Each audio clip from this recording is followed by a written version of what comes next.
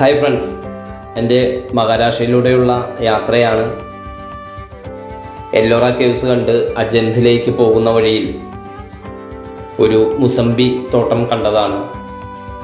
ഇന്ത്യയിലെ ഫ്രൂട്ട്സ് കച്ചവടക്കാരിൽ പ്രധാന മൊത്ത വിതരണക്കാരുള്ള ഒരു പ്രദേശമാണ് മഹാരാഷ്ട്ര.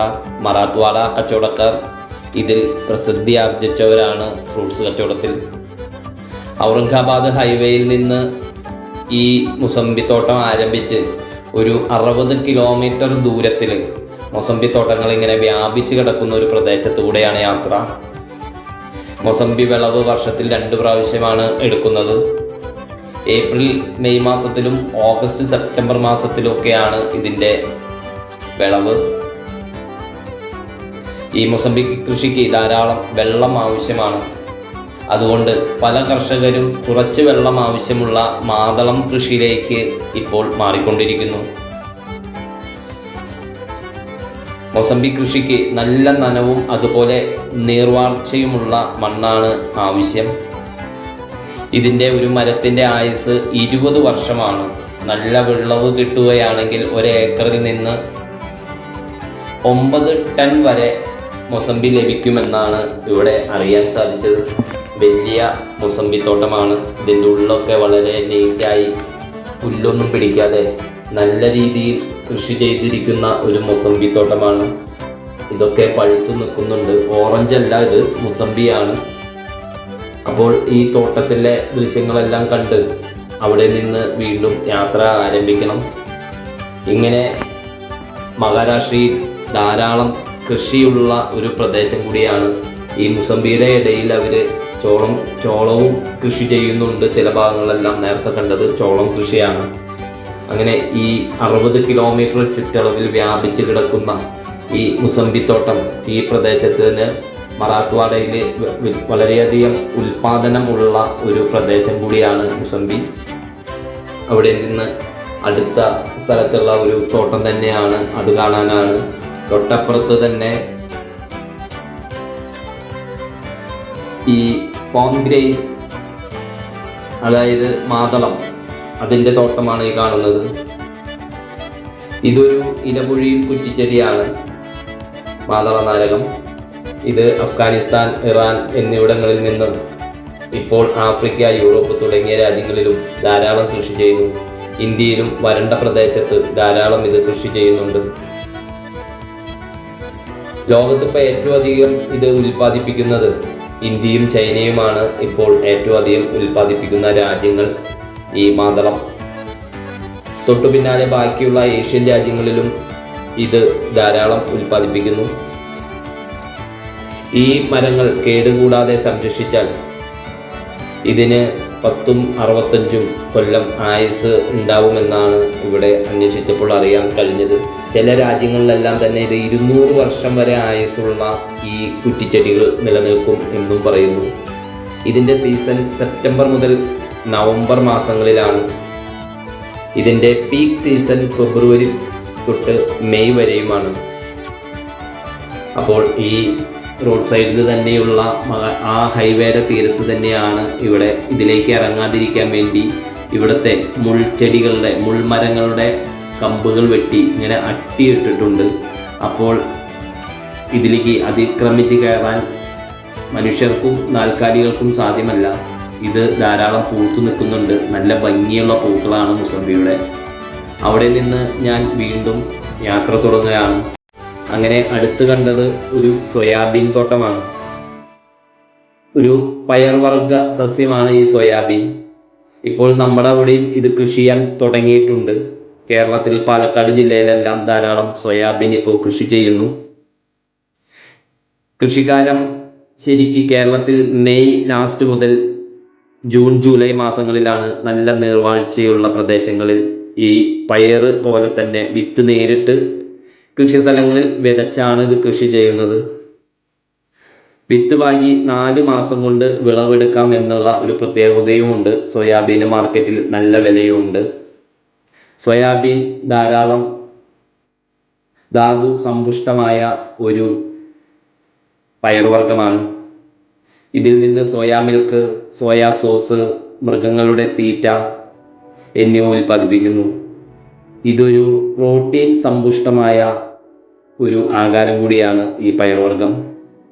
അങ്ങനെ ഈ സോയാബീനും കണ്ട് ഇതെല്ലാം ഇപ്പോൾ പൂത്ത് നിൽക്കുന്നുണ്ട്, വിളവെടുക്കാറായിട്ടില്ല. ഞാൻ പോയപ്പോൾ മിക്ക സ്ഥലങ്ങളിലും പൂവ് കായായി തുടങ്ങുന്ന ഒരു സമയമാണ്. അതുകൊണ്ട് എനിക്ക് കായ്ഫലങ്ങൾ അധികം കാണാൻ സാധിച്ചില്ല. അങ്ങനെ അവിടെ നിന്ന് വീണ്ടും ഇങ്ങനെ യാത്ര തുടങ്ങുകയാണ്.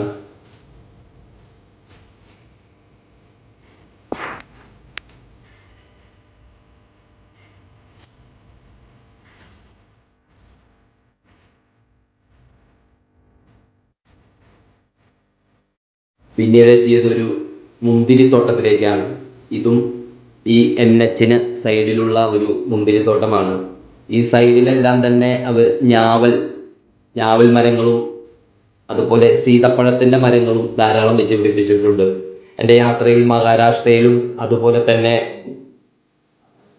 ഗുജറാത്തിലും ധാരാളം സീതപ്പഴങ്ങളുടെ ഇത് കണ്ടു. ഇവിടുത്തെ കാടിൻ്റെ പ്രദേശത്തും എല്ലോറയ്ക്കൊക്കെ പോകുമ്പോൾ കാട്ടിലും ധാരാളം സീതപ്പഴ മരങ്ങളുണ്ട്. അതിലെല്ലാം കായ്ച്ചു നിൽക്കുന്നുണ്ട്. ഇതിവിടുത്തെ വലിയ മുന്തിരിത്തോപ്പുകളാണ്. ഈ മഹാരാഷ്ട്രയിലെ നാസിക് പ്രദേശങ്ങളിലെല്ലാം ധാരാളം മുന്തിരിത്തോട്ടങ്ങളും അതുപോലെ തന്നെ വൈൻ ഫാക്ടറിയൊക്കെ ഉണ്ട്, സോളാർ വൈൻ ഫാക്ടറി എല്ലാം. ഇത് ഈ മുന്തിരിത്തോട്ടത്തിൽ മരുന്ന് സ്പ്രേ ചെയ്യുന്നതാണ്. കീടനാശിനി ആയിരിക്കാം, അല്ലെങ്കിൽ ഹോർമോൺ ട്രീറ്റ്മെൻ്റ് ആയിരിക്കാം, ഒരുപോലെ തന്നെ പൂവിടാനും കായ്ക്കാനുമുള്ള ഹോർമോൺ ആയിരിക്കാം. ഈ ചെറിയ ട്രാക്ടർ ഇതിനടിയിലൂടെ ഈ തോട്ടത്തിനുള്ളിലൂടെ കടന്ന് ഒരാൾ ട്രാക്ടർ ഓടിച്ചു പോകുന്നു.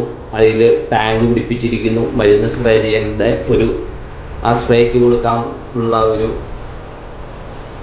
സംവിധാനം അതിൽ ഘടിപ്പിച്ച് 2 തൊഴിലാളികൾ പുറകിൽ നിന്ന് മരുന്ന് സ്പ്രേ ചെയ്താണ് ഇവർ ഇതിലെ പോകുന്നത്. ഒരു കംപ്രസറും സെറ്റ് ചെയ്തിട്ടുണ്ട് ഇതിനുള്ള ആ പ്രഷർ കിട്ടാൻ വേണ്ടിയിട്ട്.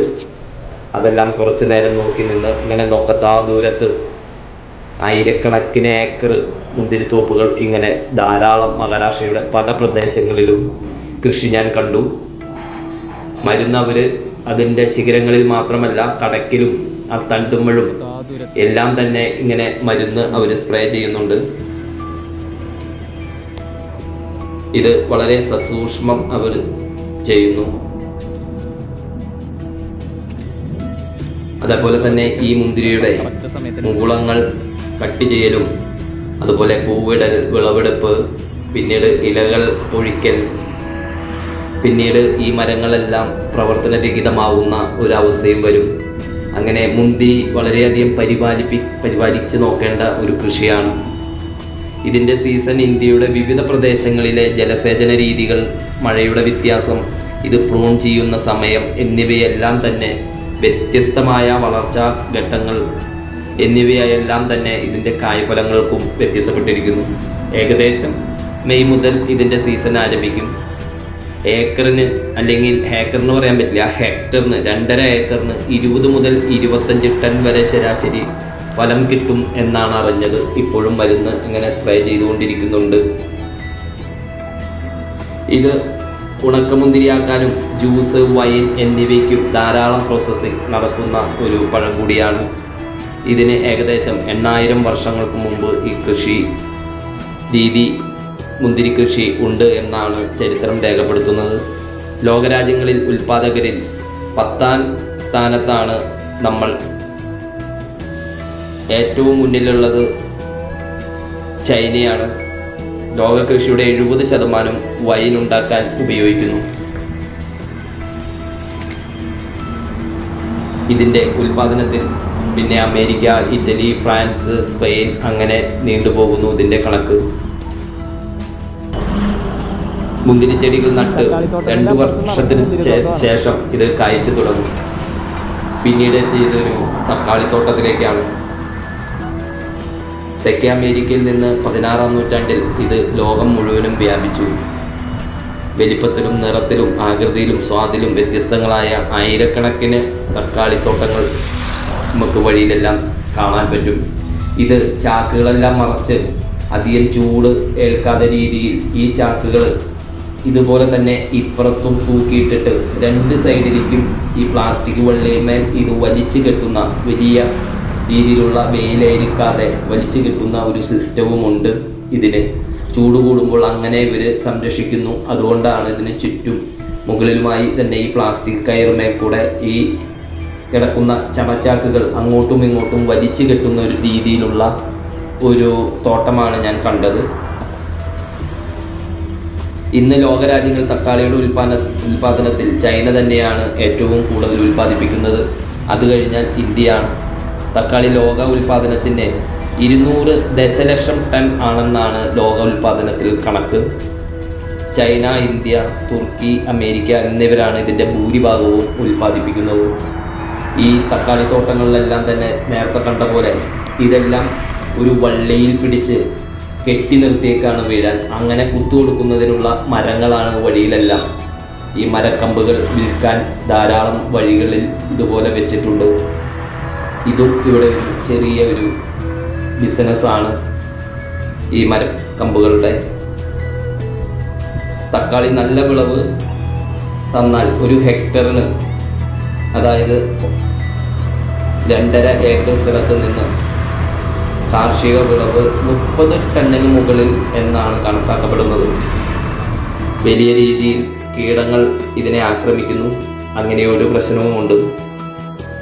ഈ കൃഷിക്ക് ധാരാളം കീടനാശിനി പ്രയോഗവും നടക്കുന്നു. ഇതാണ് ഞാൻ നേരത്തെ പറഞ്ഞ ആ മരക്കമ്പുകളെല്ലാം ഇതുപോലെ കർഷകർ മേടിച്ച് ഇതുപോലെ താങ്ങ് കൊടുത്ത് അതിന്മേൽ ഈ ഇരുമ്പിൻ്റെ കമ്പികൾ വലിച്ചു കെട്ടി അതുമേലേക്ക് ഈ ചരടുകളുമേൽ ഈ തക്കാളികൾ മറഞ്ഞു വീഴാതിരിക്കാൻ വേണ്ടി കെട്ടി നിർത്തിയിരിക്കുന്ന ഒരു സിസ്റ്റത്തിലാണ് ഇവിടെ ആയിരക്കണക്കിന് ഏക്കർ കൃഷി ചെയ്യുന്നത്. അങ്ങനെ മഹാരാഷ്ട്രയിലുള്ള കൃഷി രീതികളും ഇതുമെല്ലാം കണ്ട് ഉള്ള ഒരു യാത്രയാണ്.